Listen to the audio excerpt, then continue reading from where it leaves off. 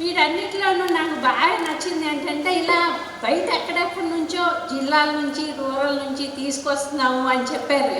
అది నాకు బాగా కనెక్ట్ అయిపోయింది. ఎందుకు అంటారేమో, నేను ఒక 20 years అయిందండి హైదరాబాద్ వచ్చి. నేను మొట్టమొదటిసారి ఇక్కడ అడుగు పెట్టిందే ఉద్యోగం చేయటానికి. కానీ అయినా సరే 20 years నుంచి ఇక్కడ ఉన్నా కూడా ఎవరన్నా సరే మా ఆఫీస్లోనో బయటికి వెళ్ళినప్పుడు ఎవరన్నా పరిచయం అయితేనో మీరు ఎక్కడి నుంచి వచ్చారని అంటే నేను ఖమ్మం అన్నారనుకోండి, అసలు నాకు ఎంత హ్యాపీగా ఉంటుందంటే, అబ్బా మా ఇంట్లో వాళ్ళని ఎవరినో చూసినట్టు, మా ఆత్మ బంధువులను ఎవరినో చూసినట్టు, నాకు కావాల్సిన వాళ్ళు కనిపించినట్లు చాలా హ్యాపీ ఫీల్ అవుతాయి. అబ్బా వెంటనే మనం ఏమంటాం, అవునా. అలాగే ఎవరికైనా ఇదే ఎక్స్పీరియన్స్ కదా. బయటికి వెళ్తే మన ఊరు వాళ్ళు, మనకు తెలిసిన వాళ్ళు, మన దగ్గర వాళ్ళు బయటికి వెళ్ళినప్పుడు ఎక్కడన్నా కనిపిస్తే చాలా హ్యాపీ ఫీల్ అవుతాం. అలా నేను కూడా ఇక్కడ ఊరు నుంచి వస్తున్నారు అనగానే ఎంత సంతోషం వేసిందంటే, సేమ్ ఇప్పుడు మీ అందరినీ చూస్తుంటే కూడా ఐ ఫీల్ సో హ్యాపీ. ఎందుకు అంటే ఎక్కడో మీలాగే జిల్లాల్లోనూ, జిల్లా కూడా కాదు ఇంకా చాలా రూరల్ ఏరియాలో, ఖమ్మం జిల్లాలో ఎక్కడో అడవులకి దగ్గరగా ఉండే గవర్నమెంట్ స్కూల్లో చదువుకున్నాను నేను. అలాంటి చోట నుంచి ఇప్పుడు ఇక్కడికి వచ్చి మొత్తం అంతా ఇంగ్లీష్ మాట్లాడే టైమ్స్ ఆఫ్ ఇండియా బిల్డింగ్లో కూర్చుని వాళ్ళతో మాట్లాడుతూ వాళ్ళ డిజిటల్ ప్లాట్ఫామ్స్ అన్నీ హెడ్ చేస్తూ ఉన్నాము అంటే, అక్కడి నుంచి ప్రయాణం ఇక్కడ దాకా ఎలా జరిగింది. ఎలా జరిగినా సరే నాకు ఒకటి మాత్రం తెలుసు, ఈ ప్రయాణం జరగటానికి కారణం ఏంటి అంటే, నేను ఎగ్జాజరేషన్ చేస్తున్నా అనిపించవచ్చు ఎవరికైనా. ఎలా ఎదిగాను అంటే నేర్చుకోవాలి అనే తత్వం అక్కడ ఎక్కువగా ఉంటుంది, పట్టుదల ఎక్కువగా ఉంటుంది. ఏదన్నా సరే కొత్తది నేర్చుకోవాలి అని. ఆ నేర్చుకోవటం అనేది నన్ను కూడా అక్కడి నుంచి ఒకటి రూరల్ ఏరియాస్ నుంచి వచ్చిన వాళ్ళతో కనెక్ట్ అవ్వడం నాకు ఇష్టం కాబట్టి వచ్చాను. మీరందరూ కూడా ఈ స్కూల్లో సైన్స్ ఇవన్నీ చదువుకుంటుంటారు. ఎనర్జీ అంటే ఓన్లీ అమ్మవారి ఎనర్జీ ఇలా స్పిరిచువల్గా మాట్లాడుతున్నా అనుకోకండి. మామూలు సైన్స్ పరంగా చూసినా సరే మామూలుగా అమ్మాయిలు ఎలా వస్తారు, క్రోమోజోమ్స్లో కూడా మనం చూస్తే జెనెటికల్గా కూడా XY క్రోమోజోమ్స్ వస్తే అమ్మాయిలు పుట్టారు. అదే అబ్బాయిలు పుట్టాలి అంటే XY క్రోమోజోమ్స్ వస్తాయి. అంటే అందరికంటే శక్తి ఎవరికి ఉంది, బాలికలకే ఉంది. అందుకే బాలికా శక్తి సాంగోపం అని పెట్టాను. నేను పేరు కూడా అలా పెట్టారు. అలా అది ఎనర్జీ ఉంది కాబట్టి అదంతా కూడా ఎలాగ సరైన ఫార్మాట్ తీసుకోవాలి, అది సరిగ్గా ఎలా వెళ్ళాలి. ఏ శక్తి అయినా సరే ఒక ఆటంని మనం ప్రపంచాన్ని నాశనం చేయడానికి ఉపయోగించవచ్చు. అలాగే అణుశక్తిని తయారు చేసి మనం మన దేశాన్ని బాగు చేసుకోవచ్చు. మంచిగా విద్యుత్ శక్తిని కూడా మనం తయారు చేసుకోవచ్చు. మనం వాడకంలో ఉంటుంది. అలాగే అమ్మాయిలైనా సరే ఈ బాలికా శక్తి అనేది సరైన ఫార్మాట్లో సరిగ్గా వెళ్ళినప్పుడు మాత్రమే అది సరిగ్గా వెళ్ళగలుగుతుంది. ఇంకా మీ అదృష్టం ఏంటి అంటే, ఇలాంటి స్కూల్స్ ఏవైతే ఉన్నాయో, ఇప్పుడు మీరు ఏదైతే చదువుకున్నారో ఇది కూడా మామూలు విషయం కాదు. బయట ఎన్నో స్కూల్స్ మీరు చూస్తామని ఉంటారు, మేమైతే ఇంకా ఎన్నో చూసాం కాబట్టి చెప్తున్నాను. ఒక మనుషులను ఒక మెషిన్స్ లాగా ట్రీట్ చేయటం, వాళ్ళని ఒక డాక్టర్లు చేస్తామా, ఒక ఇంజనీర్లు చేస్తామా, వాళ్ళని కూర్చోబెట్టి అన్నీ అప్పచెప్పించుకుంటామా, ఎగ్జామ్ రాయిస్తామా, ఒక డిగ్రీ ఇచ్చి పంపిస్తామా, బస్ అయిపోయింది అందరితో. అదే చదువు. కానీ ఇక్కడ స్కూల్స్లో అలా కాదు. చదువు అనేది అన్ని వైపుల నుంచి ఉండాలి అనే కరికులం నేను చూశాను. ఇంతకుముందు మా కొలీగ్స్ కొంతమంది ఇక్కడ చదువుకుని వచ్చిన వాళ్ళు ఉండేవాళ్ళు, వాళ్ళు చెప్తే కూడా విన్నాను. మాకు కూడా యాజ్ ఎ జర్నలిస్ట్ తెలుసు కాబట్టి అన్ని వైపులా మనుషులకి మనం ఎదుగుదల అంటే ఏ రకంగా ఎదుగుదల, ఓన్లీ ఫిజికల్లేనా, ఫిజికల్లీ, మెంటల్లీ, స్పిరిచువల్లీ ఇవన్నీ కలిసినప్పుడే ఒక మనుషులు అవుతాం. మనం దేని దానికి పార్టీలు విడదీస్తే అవ్వం కదా. ఇవన్నీ కలిస్తేనే ఒక సంపూర్ణమైన ఒక అమ్మాయి కానీ అబ్బాయి కానీ అని ఎప్పుడైతే ఇక్కడ అది తెలుసుకున్నారు కాబట్టే మీకు డైలీ కూడా కరికులమ్స్లో యోగా నేర్చుకోండి, మెడిటేషన్ నేర్చుకోండి, సరిగ్గా కూర్చోండి, డిసిప్లిన్గా ఉండండి, దేశభక్తి ఉంచుకోవాలి, ఇలాంటివన్నీ ఎందుకు చెప్తున్నారు. ఇవన్నీ కలిసిన వాళ్ళు మాత్రమే, అలాంటి ఒక డిసిప్లిన్ ఉన్న వాళ్ళు, మన కల్చర్ పట్ల ఒక రెస్పెక్ట్ ఉన్న వాళ్ళు మాత్రమే ఏదైనా సాధించగలుగుతారు. మీ యూనిఫామ్ దగ్గర నుంచి కూడా ఎంత జాగ్రత్తగా సెలెక్ట్ చేసి ఉంటారో ఆలోచించండి. ఏదో ఆరెంజో వైటో కాకుండా ఎందుకు పెడతారండి ఇదంతా అంటే, అందుకే మామూలుగా మనం ఆరెంజ్ ఎక్కడి నుంచి చేస్తాం, మనం ఎవరైతే నాలెడ్జ్ సీకర్స్ ఉంటారో, నాలెడ్జ్ కావాలనుకుంటారో వాళ్ళందరూ మన దేశంలో మొదటి నుంచి కూడా వేసుకున్నారు. అంటే ఆరెంజ్ అంటే సన్యాసులు వేసుకునేదో ఇంకోటి అదే అందుకే పెట్టారు వీళ్ళంతా ఆర్ఎస్ఎస్ ఇలాంటివి కూడా బయట వింటూ ఉంటాం. కానీ అది కాదు విషయం. రేపు ఎప్పుడన్నా మిమ్మల్ని కూడా అడగచ్చు బయటకు వెళ్తే, మీ దగ్గర అంతా అలాంటివి చెప్తారు, మూఢనమ్మకాలు చెప్తారు, లేకపోతే ఆర్ఎస్ఎస్ అంటారు కూడా. అవన్నీ అసలు మనకి సంబంధం లేని విషయాలు. యాజ్ ఏ ఆరెంజ్ కానీ కాషాయం కానీ మీరు రేపు ఇంకొకరు అడిగినా చెప్తే కూడా మీకు ఒక క్లారిటీ ఉంటుందని నా ఉద్దేశం. నేను చెప్తున్నానంటే ఏంటి అంటే నాలెడ్జ్ సీకింగ్ అది ఎవరికైతే ఉంటుందో అదే అన్ని రకాల శక్తులు కలిసిందే వైద్యం. కనుక ఈ రెండు అనేది ఒక మామూలు విషయం కాదు. ఎంతో జాగ్రత్తగా ఆలోచిస్తే కానీ ఈ చిన్న కలర్స్ మనం ఏం వేసుకుంటాము అనే దాని దగ్గర నుంచి కూడా మీ దగ్గర అంత బాగా డిజైన్ చేశారు. అలాగే క్లాసులు చేస్తారు. మీరు బయటకు వెళ్ళి చూడండి, ఎవరు కూడా ఎప్పుడు మనం ఇంజనీర్ అవుతాం, ఎప్పుడు డాక్టర్ అవుతాము, ఎప్పుడు అమెరికా అయిపోతాం, ఇదే కదా. అంతకు మించి మన చుట్టూ మన సమాజానికి ఏమైనా చేస్తున్నామా లేదా, మనకంటూ రెస్పాన్సిబిలిటీ ఉందా లేదా అనేది ఎందుకు గ్రాడ్యువల్గా తగ్గిపోతుంది, ఎందుకు బయటికి వెళ్ళిపోతున్నారు అంటే మొట్టమొదటి విషయం మన మీద మనకి గౌరవం లేకపోవడం, మన మీద మనకి కాన్ఫిడెన్స్ లేకపోవడం. ఎప్పుడైతే మన దేశం అంటే, మన కల్చర్ అంటే, మనం చుట్టూ పెరిగిన వాతావరణం అంటే, మనుషులంటే ప్రేమ ఉంటుందో, గౌరవం ఉంటుందో, మన ఇల్లు బాగా లేకపోతే మనం ఇల్లు బాగా చేసుకుంటామా, లేకపోతే ఇల్లు వదిలేసాకంటే వెళ్తామా? వెళ్ళం కదా. మరి ఎలాగలా సరి చేసుకుంటాం. అలాగే మన దగ్గర కూడా ఏ ప్రాబ్లం ఉన్నా సరే మనమే సెట్ చేసుకోవాలి, మన చుట్టూ ఒక మంచి వాతావరణాన్ని ఏర్పాటు చేసుకోవాలి అని ఎప్పుడు అనుకుంటాము అంటే when we are confident about our selves, our culture, ఇదంతా మీద మనకు ఒక గౌరవం ఉంటే జరుగుతుంది. ఇది జరగాలి అంటే కేవలం కాగితాల మీద వచ్చే డిగ్రీల వల్ల జరగదు. మరి సరే ఇవన్నీ తెలుసుకున్నంత మాత్రాన ఏం లాభం, మాకు మంచి ఉద్యోగం కూడా కావాలి కదా అనిపిస్తుంది. మేము చేసాం కదా, చదువుకునే వచ్చాం. ఇలాంటి స్కూల్లో చదవకపోవచ్చు కాక మేము, కానీ మా ఫాదర్ కూడా ఒక గవర్నమెంట్ స్కూల్లో హెడ్ మాస్టర్గా ఉండేవాళ్ళు. మమ్మల్ని అంతా మోటివేట్ చేసి మాకు ఒకటే నేర్పించారు, నాలెడ్జ్ ఈజ్ పవర్. అది అప్పటి నుంచి చిన్నప్పటి నుంచి ఇప్పటిదాకా మేము మర్చిపోలేదు అసలు. ఎందుకు అంటే ఇప్పుడు మీరందరూ కూడా 7th నుంచి 10th క్లాస్ అని చెప్పారు మాకు ఉండేది. ఆ తర్వాత మీరు ఇంటర్కి వెళ్తారు, డిగ్రీకి వెళ్తారు, ఇంకేమైనా చదువుకోవడానికి వెళ్తారు. అవన్నీ వెళ్ళిన తర్వాత కూడా సక్సెస్ కదా, ప్రతి వాళ్ళు ఏం చెప్తారు, మీరు లైఫ్లో సక్సెస్ అవ్వాలి, లైఫ్లో సక్సెస్ అవ్వాలి. సక్సెస్ అంటే ఏంటి? సక్సెస్ అంటే మనం ఏదో బిఏపీగా, బిఎస్సీనో, ఇంజనీరింగ్, డాక్టర్ ఏదో ఒకటి ఉద్యోగం తెచ్చుకునే ఒక సర్టిఫికేట్ మన చేతిలో పెట్టుకోవడం కాదు సక్సెస్ అంటే. సక్సెస్ మనం ఎప్పుడు అవుతాము, సక్సెస్ఫుల్గా ఎప్పుడు ఉంటాము అంటే మనకి నచ్చిన పని చేస్తూ ఉంటాం, లేకపోతే అది సాధ్యమే కదా. ఇప్పుడు ఒకప్పుడైతే ఇది చదివిన వాళ్ళు ఇదే ఉద్యోగం చేయాలి, అది చదివిన వాళ్ళు అదే ఉద్యోగం చేయాలి అని ఉండేవారు. ఇప్పుడు అలాంటిది లేదు. ఎవరికి నచ్చిన పని వాళ్ళు చేయొచ్చు, ఎవరికి నచ్చిన దాంట్లో వాళ్ళు హయ్యెస్ట్గా కెరీర్లో వెళ్ళొచ్చు. రకరకాల ఉపాధి మార్గాలు ఉన్నాయి, రకరకాల కెరీర్స్ ఉన్నాయి, నచ్చింది ఎంచుకోవచ్చు. ఏంటి కాకపోతే ఒకే ఒక సూత్రం, మీరు ఏది లైఫ్లో సక్సెస్ కావాలన్నా సరే నేర్చుకోవాల్సింది ఏంటి అంటే ఇష్టం. మనం చదివేది ఏదైనా కానీ శ్రద్ధవాన్ లభతే విద్య అన్నారు. ఎందుకన్నారు? శ్రద్ధ ఉంటేనే ఏదైనా వస్తుంది, లేకపోతే ఏది రాదు మనకి. ఆ చదివే దాని పట్ల మనకి శ్రద్ధ, గౌరవం, ఇష్టం ఉండాలి. మనకి ఇష్టం ఉంటే కష్టమైనా నష్టమైనా మనకి అన్నీ కూడా ఇష్టంగానే ఉంటాయి. నువ్వు ఏ ఫీల్డ్ తీసుకున్నా సరే ఈ ఫీల్డ్లో నేనే నెంబర్ 1గా ఉంటాను, ఈ సబ్జెక్ట్ నాకు తెలిసినట్టు ఎవరికి తెలియదు అని ఎప్పుడు మనం అనుకుంటామో ఇంకా మనని ఆపే వాళ్ళంటూ ఎవరు ఉండరు. నచ్చింది చేయొచ్చు, అంత ఇప్పుడు నచ్చింది చేయొచ్చు. చాలామందికి తెలుసో లేదా, ఇప్పుడు ఈ బీటెక్లు చదువుకుని స్టాండప్ కమెడియన్స్గా ఉంటున్న వాళ్ళు, వేరే ఇంకేమన్నా చదువుకుని ఎన్జిఓస్ పెట్టిన వాళ్ళు, ఐటీ ఫీల్డ్లో ఉంటూ కూడా వేరే ఉద్యోగాల్లో ఎక్సెల్ అయిన వాళ్ళు, ఇలా ఎంతమందో వాళ్ళు చదివింది కాకుండా వేరే చేసేవాళ్ళు కూడా ఉన్నారు. ఒకప్పుడులాగా ఇది చదివితే ఇదే చేయాలి అని లేదు.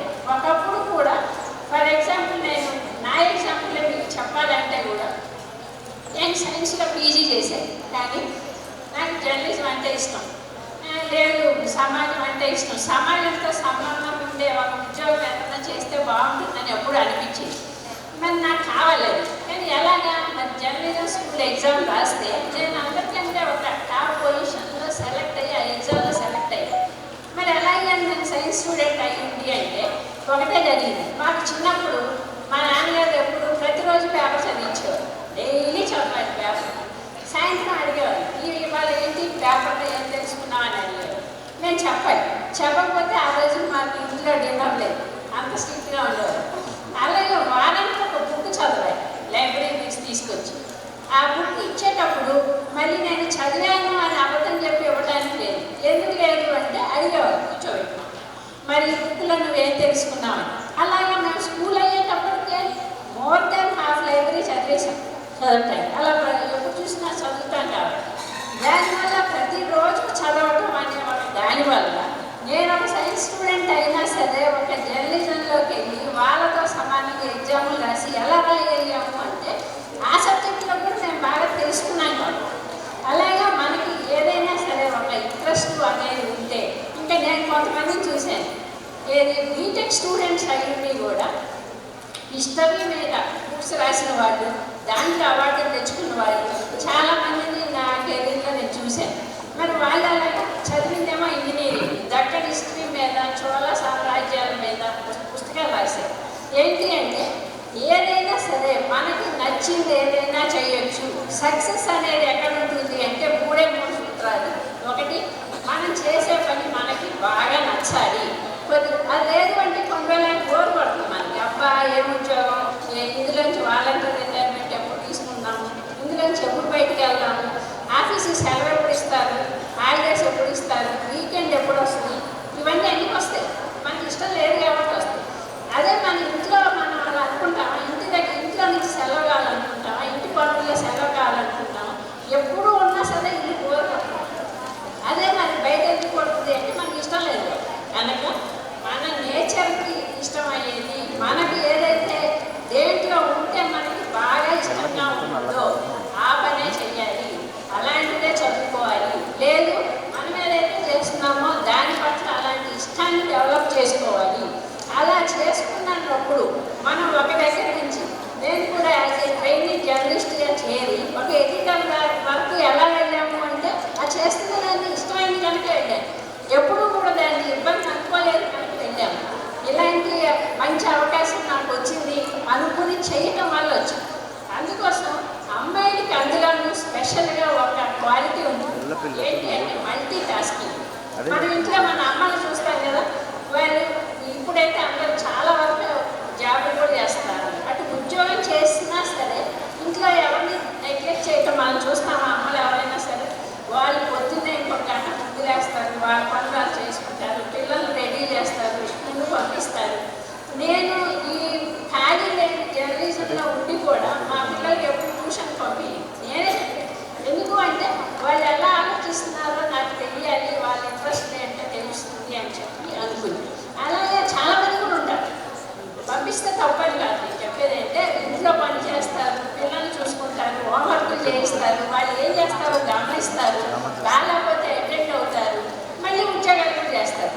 మరి అదే జెంట్స్ ఉద్యోగం చేస్తే మిగతాయి అంత శ్రద్ధగా చేయలేరు. ఎందుకు చేయలేరు అంటే న్యాచురల్గానే అమ్మాయిలకి మల్టీ టాస్కింగ్ అనే ఒక శక్తి ఉంటుంది. దాన్ని ఎప్పుడైతే మనం గుర్తిస్తామో మనకి అన్నీ సాధ్యమే, ఏది సాధ్యం కాదు. రకరకాల పనులు చేసుకోవచ్చు, ఒకే పని చేయాలని ఏమీ లేదు, ఒకే చదువు చదవాలని లేదు, ఎన్నైనా చదవచ్చు, ఏమైనా చేయొచ్చు. సక్సెస్కి ఉన్న అన్నింటినీ మనం అధిగమించవచ్చు. మనకి చెప్తారు కదా చాలామంది, ఇప్పుడు వెస్టర్నైజ్ ఒక వేరే దేశాల మీద మోజు ఇప్పుడు ఎలా పెరిగిపోయిందంటే, వేరే దేశాలు చాలా గొప్పవి, అక్కడ లేడీస్ అంతా ఇంత అక్కడ అక్కడ తిరుగుతారు, మన దగ్గర అయితే అంత ట్రెడిషనల్ ఇంకా అంత డెవలప్ అవ్వలేదు.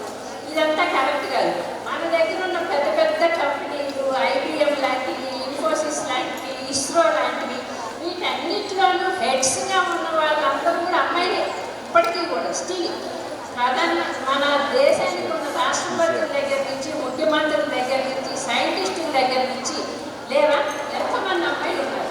ఇప్పుడు కొత్తగా మనకొచ్చి మన దేశంలో అమ్మాయిలు ఎలా ఉన్నారు, వేరే దేశంలో చదువుకున్నట్టు పెద్ద పెద్ద పైలట్లు అవ్వట్లేదు, వాళ్ళు అంతరిక్షంలోకి వెళ్తున్నారు, ఇవన్నీ మనకి ఎవరు చెప్పాల్సిన అవసరం లేదు. ఎందుకు అంటే ఒకప్పుడు ఎవరు చదువుకున్న రోజుల్లోనే మన దగ్గర అమ్మాయిలు వేదాలు చదువుతున్నారు, రాశారు, అందరూ రాజ్యాన్ని పరిపాలించారు. మీకు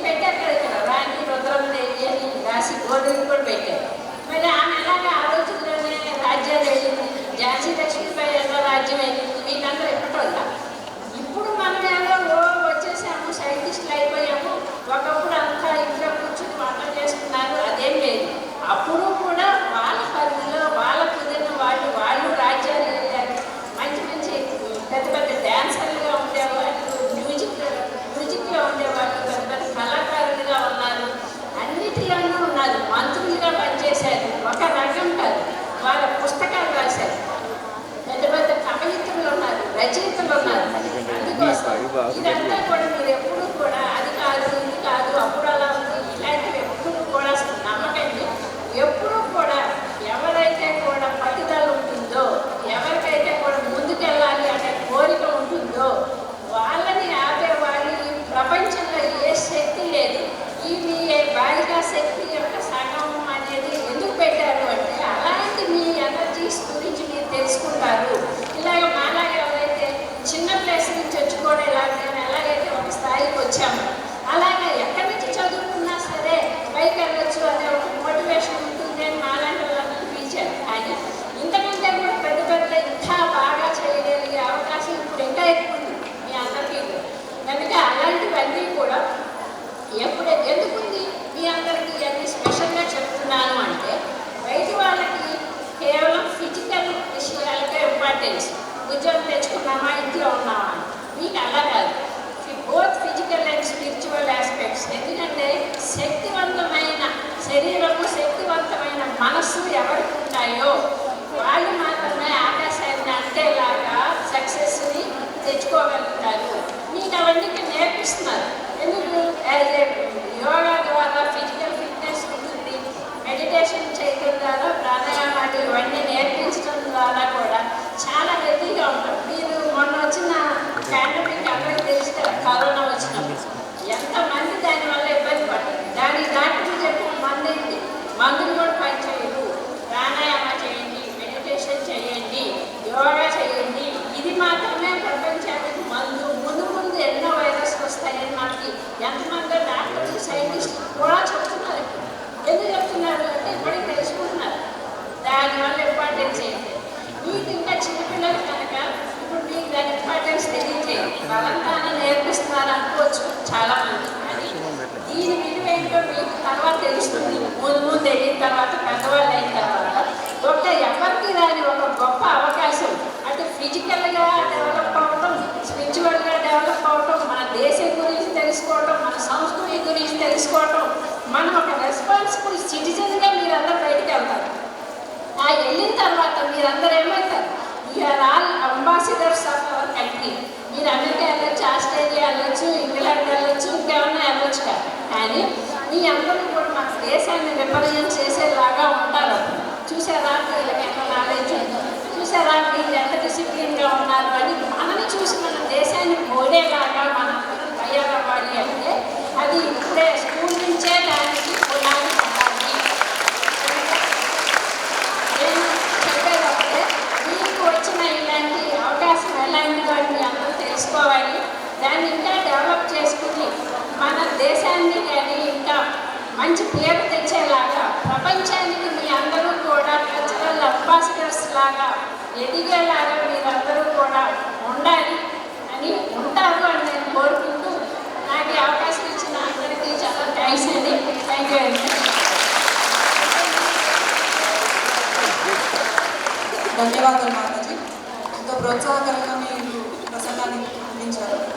నేటి బాలికలని రేపటి సమాజ నిర్మాణానికి దోహదంగా చేస్తూ సమగ్ర వికాసాన్ని దానికి తోడు శక్తిని మలుస్తూ మా పిల్లల్ని ఆ దిశలో నడిపించడమే శ్రీ సరస్వతి విద్యాపీఠం యొక్క లక్ష్యం. అది మాకు అంతర్లీనంగానే ఉన్న సిలబస్. కాబట్టి మా పిల్లలు అలాగే ఉంటారని వేదికగా మీకు చెప్తున్నాను. ఇప్పుడు ఒక చిన్న ఫెలిసిటేషన్, స్మాల్ ఫెలిసిటేషన్ శ్రీమతి అనురాధ గారు అండ్ అమృత గారు by Sahasra and Vishnupriya. Please come forward.